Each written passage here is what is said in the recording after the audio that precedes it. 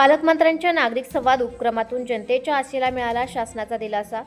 पालकमंत्री चंद्रकांत पाटील यांच्या पुढाकाराने आयोजित नागरिक संवाद कार्यक्रमाने शासन आणि सामान्य नागरिक यांच्यातील अंतर कमी केले। यामुळे सामान्य जनतेच्या अडचणींना संवेदनशीलतेने प्रतिसाद देणारे व्यासपीठ उपलब्ध झाले। आपल्या समस्या थेट पालकमंत्र्यांसमोर मांडण्याची संधी मिळाल्याने अनेकांच्या अपेक्षांना नवीन आशा मिळाली। शासनाची प्रत्येक योजना आणि सेवा ही सर्वसामान्य नागरिकांसाठी असून तो त्यांचा हक्क आहे। त्यामुळे या योजना गरजूंपर्यंत प्रभावीपणे पोहोचवून त्यांचा लाभ त्यांना मिळाला पाहिजे। नागरिकांना त्यांच्या हक्काच्या कामासाठी वारंवार शासकीय कार्यालयांचे उंबरठे झिजवावे लागू नयेत।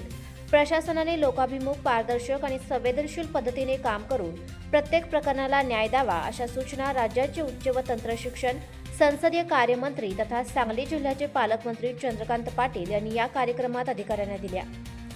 जिल्हाधिकारी कार्यालयातील जिल्हा नियोजन समिती सभागृहात झालेल्या या संवाद कार्यक्रमास जिल्हाधिकारी डॉक्टर मैना घोष, पोलीस अधीक्षक तुषार दोशी, जिल्हा परिषद मुख्य कार्यकारी अधिकारी विशाल नरवाडे, महापालिका आयुक्त संजिता महापात्र, अप्पर जिल्हाधिकारी सुशांत खांडेकर, निवासी उपजिल्हाधिकारी डॉक्टर स्नेहल कनिचे, पालकमंत्री यांचे विशेष कार्य अधिकारी बाळासाहेब यादव आदी व्यासपीठावर उपस्थित होते।